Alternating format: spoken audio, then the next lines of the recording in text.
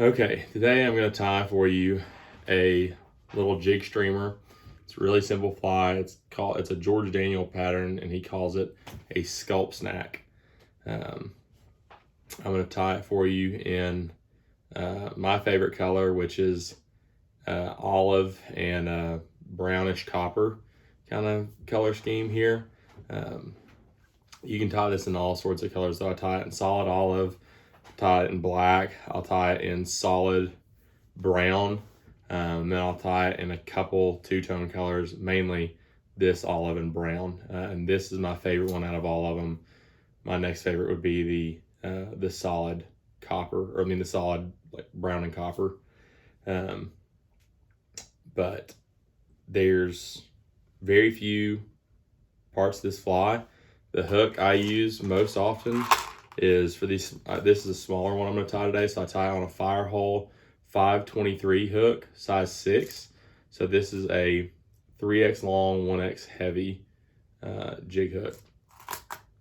And then I use a Firehole 4.5 millimeter tungsten bead for this size.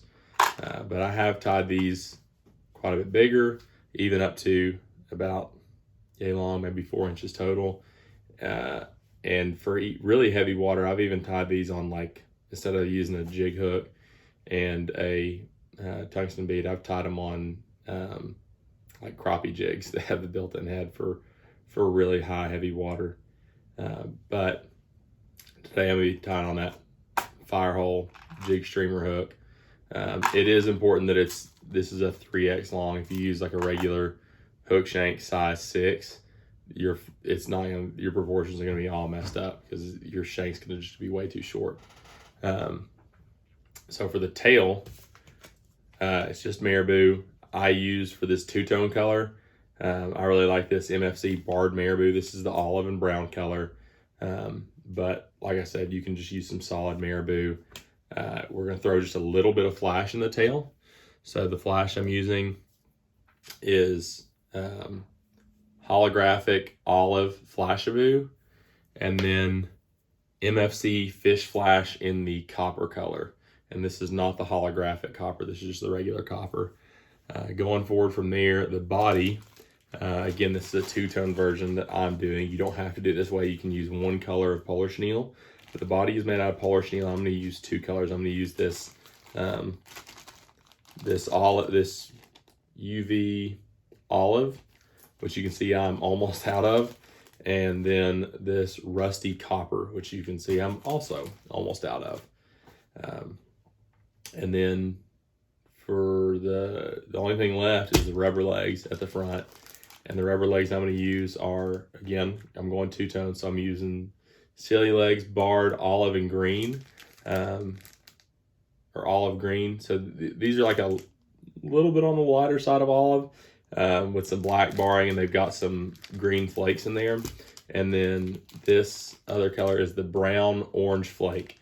So it's just what it sounds like. It's a brown leg with little orange flakes in it. And then for the thread, I'm using Simperfly. What is this size?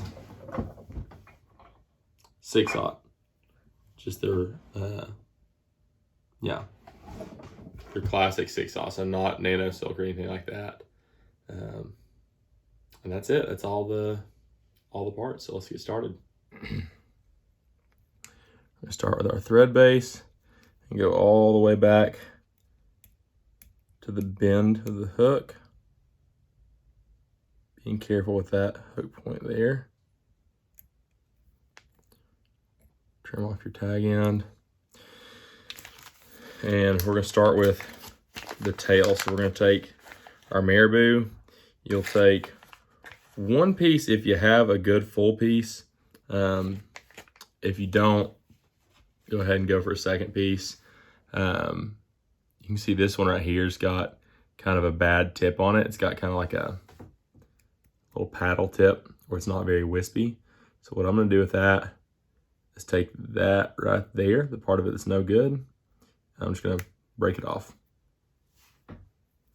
And the rest of this is still good marabou.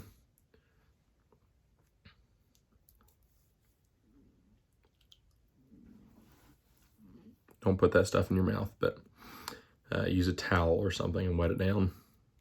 A little damp paper towel. I want this to be like maybe a hook shank and a quarter, or I mean a hook length and a quarter, a hook length and a half. It's going to seem a little long, but you want it fairly long because, well, at least on these small ones, you want it fairly long because if you don't, your polar chenille is so long, it's going to have a tendency to just swallow up your tail, which isn't going to look right. And you can trim your polar chenille, but I think it is easier just to make the tail a little bit longer. I think it looks just fine. So that's my preferred method. I'm gonna wrap that up to the front, trim it off, clean up those ends, wrap back to the back again. And because this one's not quite as thick as I want it to be after I trimmed out that tip, I'm gonna come in with just another small wispy piece. Again, don't put this stuff in your mouth.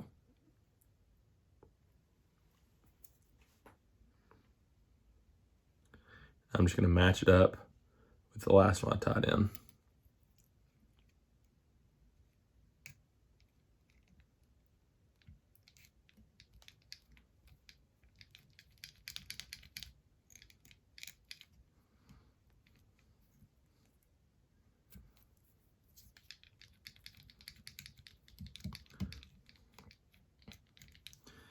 And now we're gonna tie in our flash. So I'm gonna take one strand.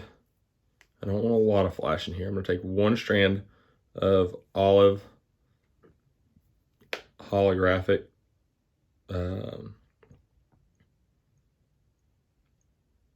Flashabou, holographic Flashabou. And I'm gonna take one strand of the MFC fish flash, I believe is what they call it. I think this is just the copper color. It's not the holographic copper.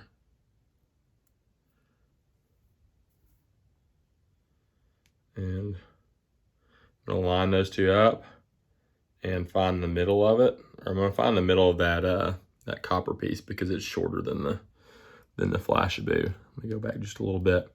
I'm gonna pinch right here at the middle, get a pinch wrap around it to kind of lock it in place. And then what I'm gonna do is take this side where I've got one olive and one copper, and this side where I've got one olive and one copper. I'm gonna pull them to opposite sides so they're on the side of this tail, and I'm wrapping back. And as I do this, anything that you're wrapping like this, where you're pulling them back and trying to get them on the sides, your thread pressure is gonna roll them a little bit most of the time. So if you hold them right where you want them, once you release it, they're usually gonna be cockeyed just a little bit, like they're gonna rotate clockwise if from the view point of the front of the fly. So I'm gonna rotate them like just a little bit counterclockwise as I'm wrapping back. And then when I finish, that's gonna get them right there, right on the sides where I want them. I'm gonna take this flash and trim it just the tiniest bit longer than my marabou. Now we're gonna take our polar chenille and we're gonna get both colors and line up the tips. And you wanna grab them so that all your fibers are going the same direction. So you can see right here at the tip where I've grabbed them, I've got on both of them, I've got all the fibers on this side of the core. If I grab them like this and tie them together, where my olive's going one way and my copper's going another, it's gonna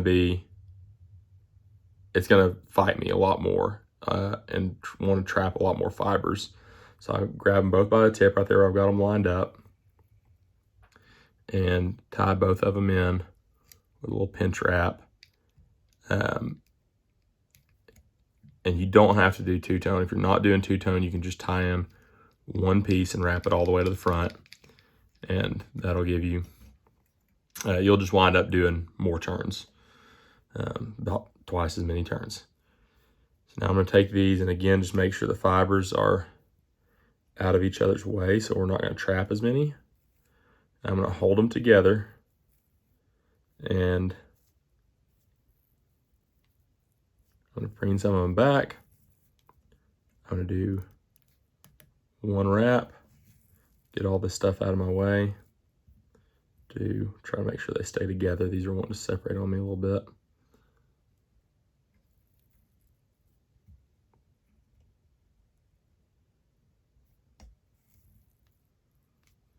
There's one wrap. There's two. And you don't have to stop after every wrap and bring these back like I am if they're cooperating with you a little bit more, if they're not trapping fibers. But typically when you do two of them together like this, it's going to have a little bit more of a tendency to trap fibers, at least from what I've found. So I stop often and do this because I think keeping them from getting trapped in the first place is a lot easier than going back at the end and trying to fix all those fibers that you trapped, because you wind up breaking a lot of them or pulling them out. Now, what you'll see here, I'm gonna get that out of our way, is that with my fingers here, I'm pinching some fibers. I'm pinching all the fibers that have actually been, that are attached to the part of the core that's wrapped around the fly. I'm pinching some fibers here that are part of this core right here that's not staying on the fly. So the way I'm gonna separate those and make sure I trap just the right fibers, I'm gonna suck my bobbin all the way up to the shank here, real tight, and I'm gonna push it right through under those fibers that are attached to this part of the core. And you can see when I do that, it's gonna pull those fibers out of my fingers and not lock them down. That's how you're gonna get just the fibers you want. Now I'm gonna suck it up real close. I'm gonna do that same thing again. So I've got two wraps over them. I'm gonna pull all this back, give a few wraps just to lock it in. I'm gonna trim off my polar chenille. I'm gonna clean that up just a little bit. Get rid of that little fiber. And I'm gonna come in here with a comb and comb out some of this polar chenille. And I like, I've got lots of dubbing brushes and, or dubbing picks. I've even got like one, like the comb ones, but these are so tight. I find they trap a lot of, like you get a lot of fibers really, really stuck in between these bristles or whatever, and they yank them out of the core. And these looser ones do a much better job of getting under these fibers and getting them untrapped without ripping a bunch of them out. Okay, so there's that. Now we're gonna do our rubber legs. So I'm gonna take two olive rubber legs.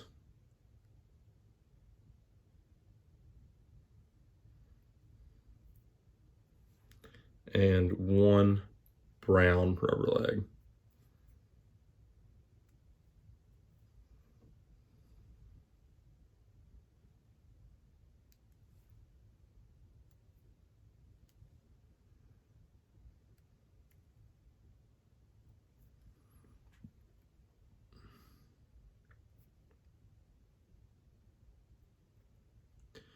And similar to how we did with the flash, I'm gonna find about the midpoint of them.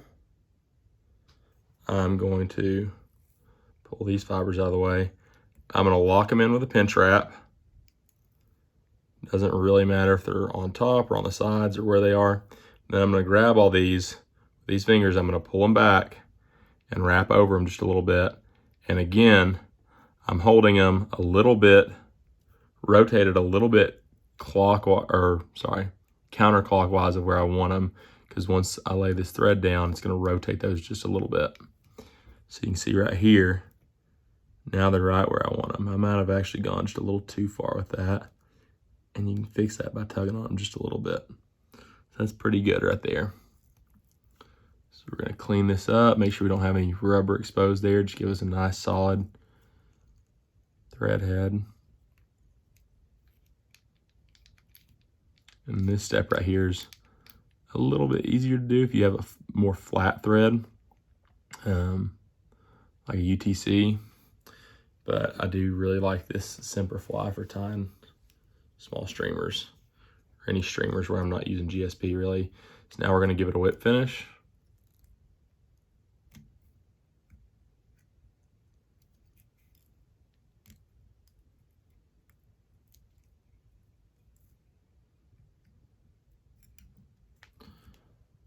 And trim that thread and trim our rubber legs to length.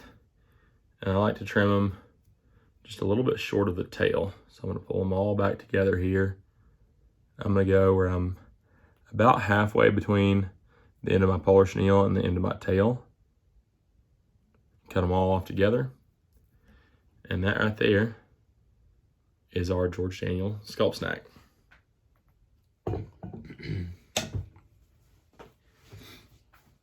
All right, so that is the George Daniels Sculp Snack. Super simple, super easy to tie. They're quick. This is one of my favorite flies for small freestone streamer fishing. I'm gonna most of the time throw it upstream or straight across stream, and I'm gonna fish it back in fast little twitches, which is quite different than how George Daniel fishes it. He kind of almost hangs it right under the rod and just taps his rod tip and gives it tiny little twitches. And I have caught fish like that, but I find a lot more success fishing these and other small streamers in my water, in my small freestones. I find a lot more success fishing them much faster. So I'm going to fish them fairly aggressively. And this is one of the few flies that I'm usually going to fish with the Kelly Gallup style jerk strip retrieve, where I'm using the rod tip for a lot of fast little twitches. And like I said, I'm throwing it mostly upstream, watching those fish come downstream out of the heads of riffles to get it. And this is my favorite size to fish. This is what I fish the most when water conditions allow. If it's a little bit bigger, heavier water, I'll go up to a slightly larger fly and or a heavier bead. But this is my favorite color to fish, this olive and brown. And then definitely a close second favorite for me would be the solid, just brown and copper. So brown marabou, rusty copper polar chenille, and brown legs in the front, and then copper flash for the back. But tie some of these up, go out and give them a try. Thanks for watching. For all you guys that are local, I'm going to be tying this upcoming Sunday, which I think is February 2nd. I'm going to be doing a tying demo at Little River Outfitters. Come by and check it out. It's from noon to 3. I'll probably be tying this fly. I'll tie a few similar, like simple smallmouth guide flies. And then I'll probably do something a little more complex, maybe a feather changer, or there's a good chance I'll do a deer hair diver. I'll do something with deer hair. So if you've been wanting to get better with that, come watch. I've got a lot of helpful tips and tricks with that, as it's something I've done a lot of. But thanks for watching. Hope it was helpful. Hope you guys liked it. Don't forget to like, comment, and subscribe.